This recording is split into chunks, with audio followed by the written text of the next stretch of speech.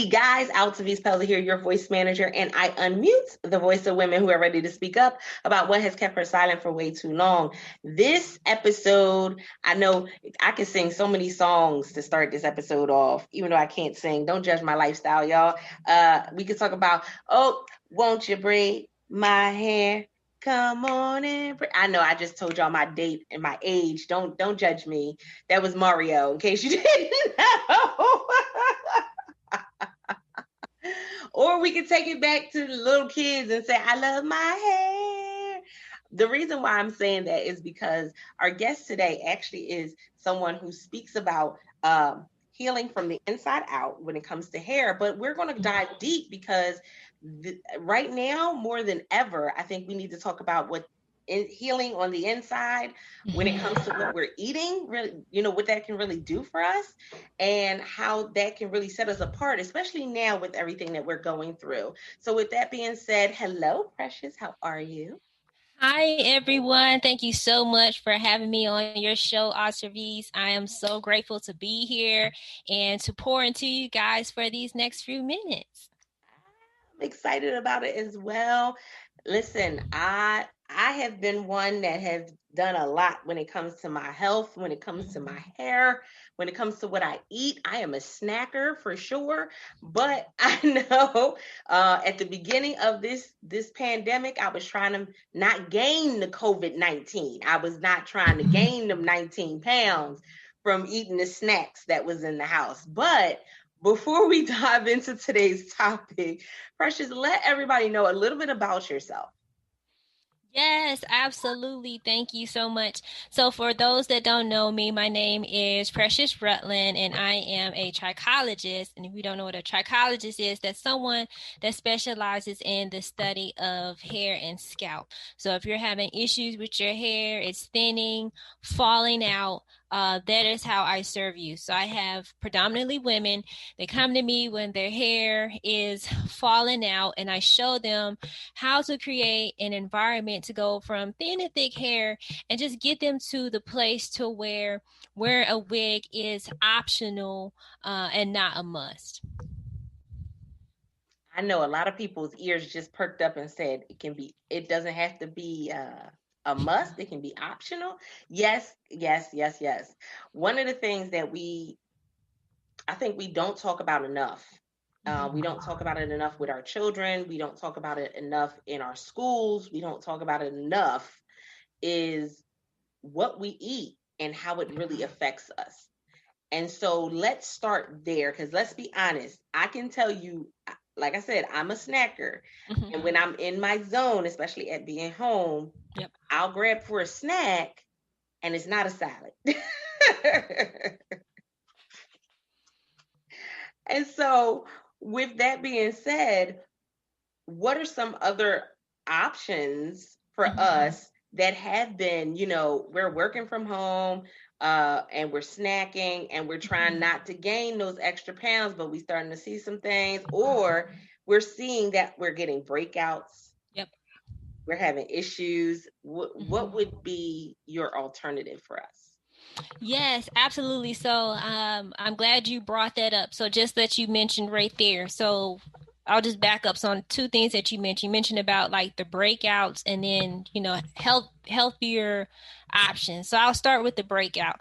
So if you're starting to see breakouts, that's a sign or indication that your body internally, your systems, your like intestines and your stomach, your liver, your kidney. So that's letting you know that, hey, there's congestion here and I'm not working properly. And so it's showing up, in the acne, the pustules, the pupils on your skin, your eczema may be flaring up. You may be starting to see more red spots on your skin. And so that's an indication that, hey, you need to start changing your foods up.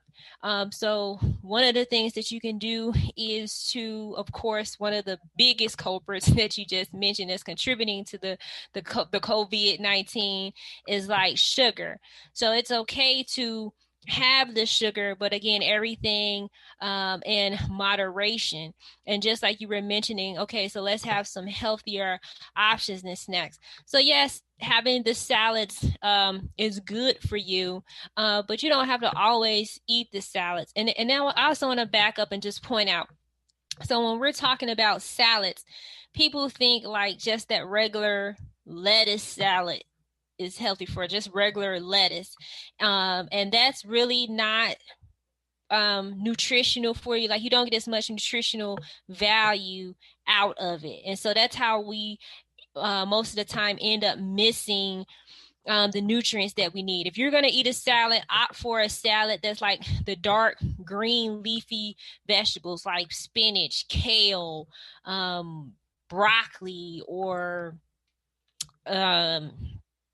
those type of dark green vegetables. And you don't always have to have it cold and raw, because now at this point, if your stomach is congested, your skin's breaking out, raw food at this point may not be the best option, especially if you're having stomach issues, because your body can't absorb it. It can't digest it. You're having, small intestinal bowel overgrowth. Like, you have that bacteria that's in your system, in your gut, and it can't get cleaned out. So you want to start opting for like cooking most of your food, so you can be able to break it down better. And that's another thing. We're really quick, always on the go. We're in a hurry. We don't take time to actually sit still and chew our food. It's always take like about 2 or 3 bites of something and drink some soda, and then you're on to the next thing.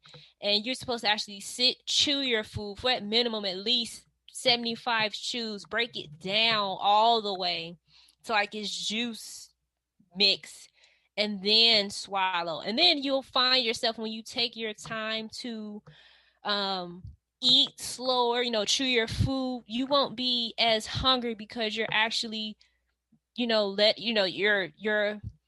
what's the word? You're I guess I'll say enjoying your food, giving your food gratitude, giving your body the gratitude that it needs. And then like right now, certain foods just may not agree with you, like especially right now during this time, at the time we're doing this episode, there's the pandemic. So everyone is we're just stressed, we're tense, there's anxiety. And so if you're grabbing for the sugars, the pastas, the cakes, you're like just feeding that negative energy, versus opting for food that's more on a higher energetic level for you, that can give you the fuel that you can need, so you can manage and continue to work from home. So you always can opt for your lighter snack. I mean, you can have your fruit, your apples, your oranges, those are still in season, and they're a little bit filling, versus reaching in that candy dish or going to get the cookies, because the only thing that's doing is those types of foods is like exasperating your skin conditions and your inflammation. So if you really want to get in the habit of right now, like even going into the new year, you can start cleansing your body and start doing like intermittent fasting, and really just paying attention to what you're actually picking up and putting into your mouth. So if I have to give you better food choices and options, one, definitely increase your vegetables at each meal. Try to have those dark green green vegetables, at least a cup to a cup and a half, 2 cups, at least lunch and dinner, and it's real simple, and you're helping to boost your immune system up at this time that we need. So you really want to just get foods that can put the vitamins in your body, versus having to rely heavily so much like on supplements and so forth. I know that was a long answer, but no, that was really good. One of the things that really stood out when you were talking, well, there were a couple gems that you dropped. I hope Speakeasy podcast listeners, I hope y'all were listening and taking notes. If not, hit that good pause button and go back and listen again. Make sure you write them down. But you talked about the intermittent fasting, and I think Mm-hmm. that that has been something that I've started to um, get more, research more and get more information about. Good. And honestly, it's never been something that I had heard before. I never knew what this process was about. I knew about fasting because it's something that, as a believer in Christ, that's something that we do in church. Yes. But intermittent fasting, can you explain that to the studio audience a little bit? Because I think some of them are going to say, "Wait, so you want me to do like a Daniel fast every month, or you want me to what we doing?" No, actually, I speak of intermittent fasting because those are like one of my favorites to do, and that's what one of the things that I've done to help me manage and to keep my weight under control, especially when I was suffering from high blood pressure, pre-diabetes, and I had to find a way fast to get my body in order so I can get off, those that blood pressure medicine, because that was just like, I'm like, no, I'm not finna do it. I'm not finna go there. But what intermittent fasting is that you pick a certain block of time where you'll eat. So say for instance, by you being new and you're considering doing intermittent fasting, say you may start off with 8 hours. So let's just say between like 10 and 6, like those will be the only time that you would eat, like, have breakfast, have your little lunch, and then like maybe 2 snacks in between, maybe dinner. And then so for those next hours, so from 7 all the way up until again till like 10 o'clock the next day, you want to eat. So and you can work with the times as you want. So, but the goal is to really, if you really want to be a G and get yourself in order, is to get that eating window down to like maybe 4 or 6 hours, just depending on what your goals are and what you want to do. And and just drink water. So that is called intermittent fasting. So it's discipline. So you're still getting the foods that you eat, but when you go in that window, that you can't be opting to eat junk and chips. You got to eat solid whole foods that's going to build your body up and that's going to help to sustain you, until you can get ready to eat again. So what that's really doing is shifting your body, is reprogramming your body entirely if you stick to it. It's helping to regulate your blood sugar, and it's really giving your body, especially your digestive system, a rest. Because think about it, you're at home now, you're eating more frequently, you're not exercising as much as you should, or you're not able to get to the gym like you want to. It's tough. You're wearing all these different hats right now. And so you need options and other ways to, one, keep your mind focused, to know that, it won't last like this always. And right now, what you can do is what's in control, what you have in control, which is watching everything that you're putting into your body, what you're putting it into your mouth, what you're eating, and then what you're speaking. So that is what will help you to get through if you're really considering doing an intermittent fasting. And you can do it for however long you want. You can do it for a month and try it, or you can just maybe test it out. You can maybe do it for a week and test it out. I know for me, when I was going through my weight loss and really getting myself in order, I think I was able to do it for like at least a good 3 months. And I really saw results that I needed. But of course, that was in addition to me working out, journaling, doing the mental work that I needed as well to really cleanse my body and really heal what I needed to heal. And in that 3-month period, how Mm-hmm. much weight did you lose? I want to say that went ahead and put me over into the actual weight goal. So I want to say I at least had lost a good 15 to 20 pounds just in that window. So I had lost some weight prior, but once you lose weight, you kind of get stuck at that plateau. And I was like, man, no, I want to take some more weight off. So I was like, well, what can I do different to get my body changed? And then once I hit that intermittent fasting, that took me on over to my weight goal. Oh, now that was a significant piece too, because I think that's what pushes a lot of people to go into unhealthy ways of trying to get the weight off, is they hit that plateau and now I'm trying to look for whatever I can look for. Whereas from my research so far, the intermittent fasting is changing your eating habits. It's changing your health lifestyle, as opposed to just trying to find a quick fix. Because there are some people that do the intermittent fasting once a month. There are some people that, there's some people that do regular fasting once a month. And so I found that to be really significant, especially now. One of the things that was really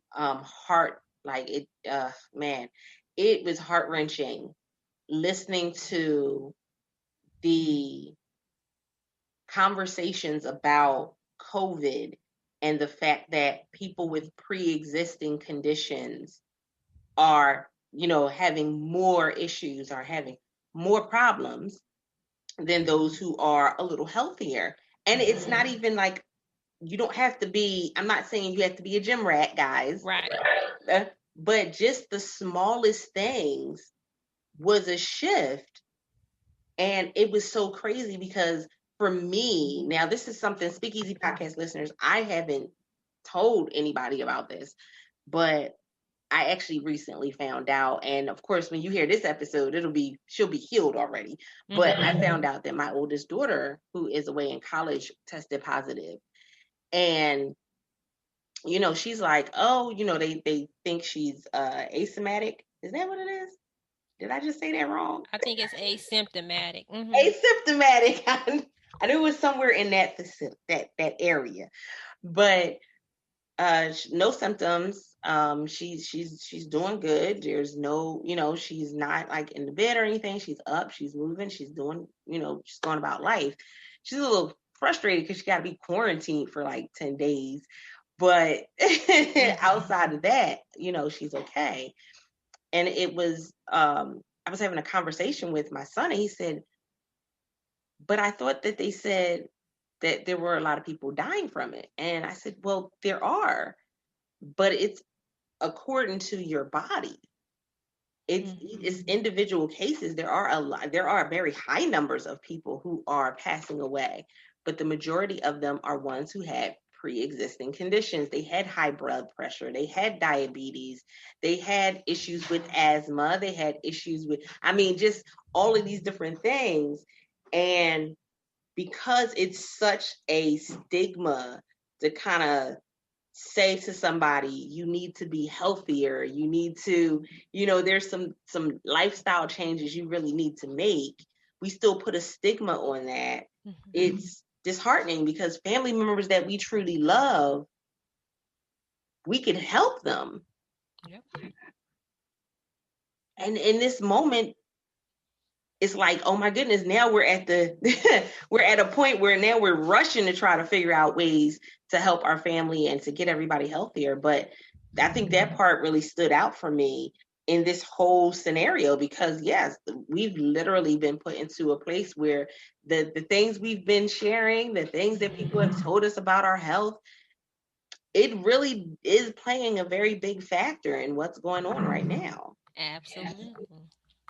That part. So Precious, Neil, I love that you shared your journey as well, because I think that's another piece of it, is that when we can see that there's somebody else that has gone through it and they survived, because I think that's what some people think about when they think about the intermittent fasting, or even when it comes to changing their diet. They're like, I can't survive that. I can't survive without. I hear that all the time. Yes, you can. You can survive and you can make it. So we just having that confidence and saying, okay, so she said she did it for 90 days. She got, she was able to lose this amount of weight. That's really significant. So thank you for sharing that. I appreciate that. And as we move forward, it's taking it to another level, because now not only are we shifting our health for us to be able to get past everything that's going on right now, but also for us to live longer. There's a piece of it that helps with our hair as well. Yes, absolutely. And that's what I learned, because not only did I have issues with my body, the pre-diabetes and high blood pressure, but also after having my second son, I experienced hair loss, and it was right in the front, lost my edges and part of my hair. So it was just really devastating. And it was just like, I was like, I'm not gonna beat myself up, but still at the same time, I'm not gonna sugarcoat it and say that my confidence and self-esteem wasn't tainted. And that just pushed me further to get into specializing in the hair and scalp, because I was like, if I'm feeling this way, I only can imagine what somebody else is feeling. And so that is why I got really key and honed in on not just the hair piece of it, but also the health piece of it, because you can't just focus on having healthy hair or longer hair without your health. The two go hand in hand. So what I noticed was, when I stopped eating those foods that were contributing to the inflammation or keeping my blood sugar high, and I started switching and opting for more low glycemic types of food and eating more of those cruciferous vegetables to help get those toxins and parasites and just stuff out of my body, I noticed a difference in my hair. And so that's why I'm really keen, if you guys can't pick up on nothing else, start eating your leafy green vegetables. Like, that was just key. Like, once I started eating that, I really noticed the difference in my hair. And I was like, well, hell, I'm just gonna be eating greens all the time. And that's all I eat now. Like, I don't even eat this regular lettuce and romaine lettuce, because that's not giving me the nutrients and the B vitamins that I need. Even the leafy green vegetables, you're getting like your B vitamins, you're even getting a little bit of protein out of them. Like this stuff is crucial. Like, if you just take the time and really just eat according to your body and how you're built, you'll be amazing. You will have so much energy. And it's just simple. It's just like paying attention to how you feel after you eat certain foods. If you eat a piece of meat and you feel it can't go down, and you just stomach bloat and digest it, then don't eat that much. You don't eat that much. I mean, it's just simple as that. It's just making different choices. So now I want to get into, and Speakeasy Podcast listeners, I really want you to hone in, make sure you listen in, turn it up, get your notebook, your pen if you didn't have it already. So, okay, we know that something's wrong in our body. We feel sluggish. We feel like we're not executing at our highest capacity. We're not sleeping well at night. These are the things that happen that we don't talk about. We don't ask questions about. And so I really want to, like, this is my belt this is my mom mode, taking my belt out for the Speakeasy listeners and saying, go talk to the doctor. This is me taking my belt out. Yeah. What are 3 questions that they should ask their doctor if they are feeling as though they're not sleeping? They feel like they're constipated. Let's be honest. Come through. Let's be honest. They're not going on a regular basis, which is a lot more people than what they would like to confess. They're not going on a regular basis. They're not sleeping well, or they just feel like they're always tired. What should be 3 things that they're either discussing with their doctor or they're asking their doctor? Yes, that's wonderful. So one of the things that it's just like what you just mentioned, just go in and be honest with your doctor. So the first thing is, if you haven't already, go get your annual exam. Let's start there. Some people haven't even been to the doctor, and I don't know when, just to go get a regular physical. And then when you go in, just say, hey, I've been noticing I've been feeling sluggish. Can we just go ahead and do a blood panel, just a full workup of my blood panel, just to see, if anything's off in my body? Is my thyroid off, or is my blood count where it needs to be? Am I deficient in anything? Because that's going to be like just your baseline, and give you a picture, just a snapshot, because that's all the blood will be able to do, is just give you a snapshot of what's going on in your body for that period of time, and then you'll be able to work your way there. Now, the second thing is, and now medicine has its place, but doctors, they're quick to, you'll go in there and say, okay, well, I'm constipated, bloated, and I'm sleep. I don't sleep well, and so they may turn around, pull out their little white book, just in them 15 minutes or so, which is to me not enough time to really get to the root cause. But that's a different talk for another day. And then they'll say, okay, well, here, I'm going to put you on this medication. And so what do we normally do? We say, well, okay. And we say that because he's the doctor and he has these board certifications. And what you're failing to do is not ask, okay, well, why am I being put on this medicine? What is the side effects? So have them take the time to explain to you what that medication is going to do, how long do you have to be on it, and what are the side effects. Because just because you're getting prescribed one thing, and I've seen it, I witnessed it, they'll have you on one medicine and then you go back because it's a side effect for another medicine from that medicine. So now they got to give you another medicine to help counteract the side effect that's going on with this medicine.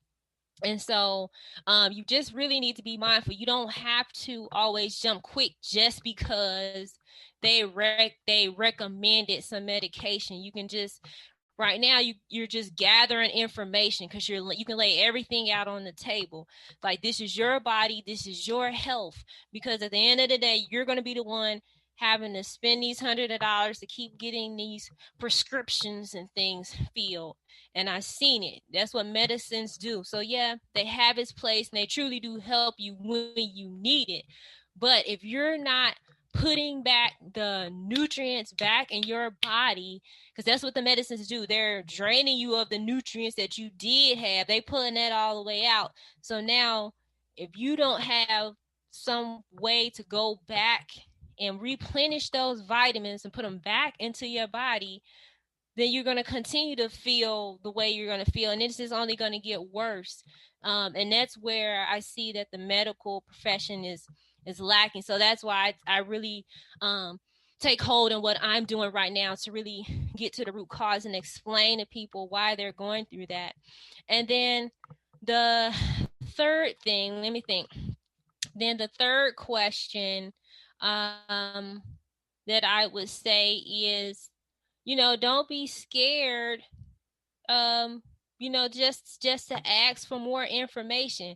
Again, I think that, once they tell us a word or a diagnosis, we kind of shrink and just get scared, because our mind is so blown that, oh, they just told me I got cancer. Oh, they just told me I have this. It's like, okay, well, can you provide me more information?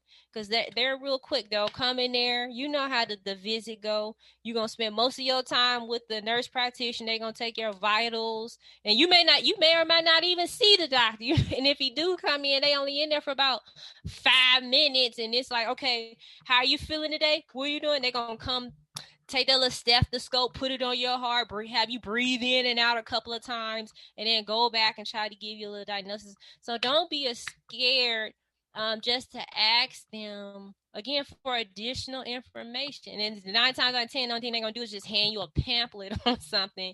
But it's going to be up to you initially to go and do further research. So that's what I can think of off the top of my head as far as like questions that you need to be asking.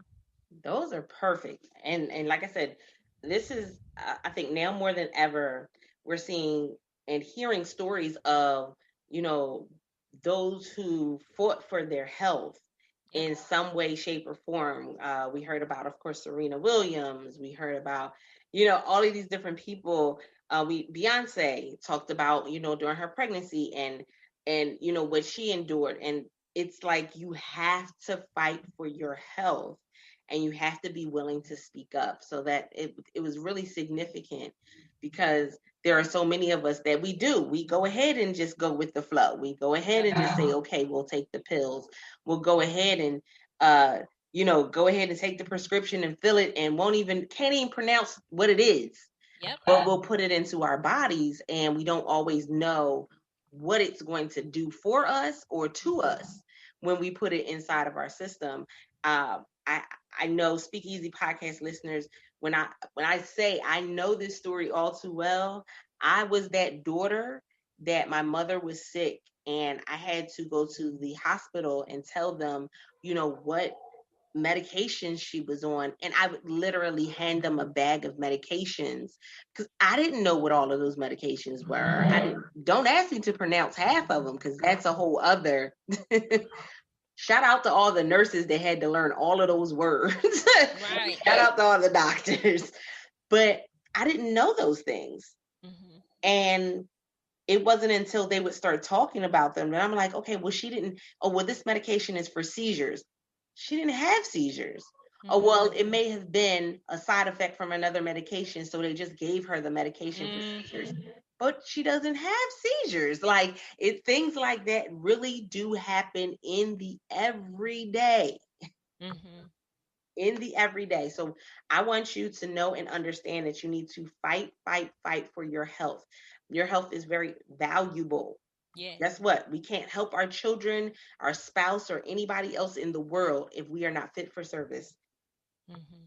And I just want to jump in and just to co-sign on what Altravis was just saying. And that's another reason why I'm just real passionate about what I'm doing, because like Altravis, at least her mom is still here, but my mother passed away. And that's another thing, kind of getting on the soapbox as well, is that the older parents, they don't tell the children or share with the children what they have going on with their body. And like Altravis, she didn't even know half the medications that her mother was on. And me too. Like, I didn't know my mom she was on 12 medications, and I had no idea. Like, I knew she was on medication. I just assumed 2 or 3, just for high blood pressure. But, when she passed away, everything just hit the fan. And I'm like, 12 medications. And I'm like, for what? And then come to find out, my brother was always going to go pick up the prescription. And I'm thinking, like, you never took the time to ask her or read the bottles to find out why she taking these 12 bottles of medicine? Really? Come on. And I'm like, so now that's like why I'm really big on just looking to help and save as many women as I can, so they can be around for their loved one, for their daughter, somebody can keep their mother a little bit longer, because it makes no sense. It just really makes no sense when you can just take the time to ask questions. And I'm like, if she had told me this, I could have been researching and helping her to at least cut them medicines down to at least 3 or 4, but not no 12. Should nobody be on no 12 medications at one time? I know that's right. Yes. Well, my mother she did pass away. Oh, okay. I'm sorry. In 2011. But it was that time frame. Yeah. It was like her last 3 years that I really had to do a lot more in talking with the doctors, and I was confused. They were confused. It was it was not a clear conversation. Right. It was not one at all. I absolutely love this episode. I know Speakeasy podcast listeners, you're like, oh my goodness, this was a little bit more than what we normally do, but I wanted you to really have the insight and the empowerment for you to fight for your health. And so with that being said, Precious, let them know how they can find you online, and also how they can get in contact with you for more information. Definitely. So I'm on Instagram and Facebook at Dirty Hair Secrets. For those of you that may be on LinkedIn, just type in my name, Precious Rutlin, and then you are always more than welcome to just direct message me and just say, hey, I'm from Speakeasy Podcast, and I heard you speaking, and I have some extra questions, and I'd be more than willing to hop on the phone or Zoom, however you want to do it, and contact you. And you can also visit my website. It's www.helpmewithmyhair.com. And you can always schedule an info session as well. And we can get on the phone and talk and discuss, what you're going through. So I can help you with your hair and your health as well. My pleasure. I love this. Mm-hmm. Speakeasy Podcast listeners, I told y'all, make sure that y'all were taking notes. It's okay if you missed a few things. Go ahead, hit that pause, hit that rewind, and go ahead and take those notes. And don't forget to share it out, because you got a cousin, an auntie, a grandpa, someone that needs to hear this episode, because it's time that we get our health back. There are some other things. I'm definitely going to bring Precious back on for part 2, because there are some other things that are circling around the social media world that we need to, talk about. And when it comes to the health of us and our hair, and man, and I know you guys are going to send in questions as well. So if you send in questions, I'll definitely reach back out to Precious, and we'll come back on for a second part. Yes, absolutely. That part. So, Speakeasy Podcast listeners, I appreciate each and every one of you, because without the Speakeasy listeners, there would be no Speakeasy Podcast. Make sure that you are joining the conversation, bit.ly/World Voice Community. Come join the free Facebook group. We would love to hear your feedback about this episode and how it resonated with you, or leave us a review on your favorite podcasting platform, because guess what? We want to make sure that you're getting the information that you need for you to be able to elevate in life and business. With that being said, I'm Altavis Pelzer, your host, your voice manager. And until next time, don't forget to press it out. See ya. Bye.